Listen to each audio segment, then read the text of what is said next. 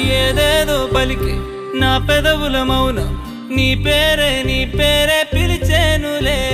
నీ పిచ్చితోనే అల్లాడే ప్రాణం నిన్నేలే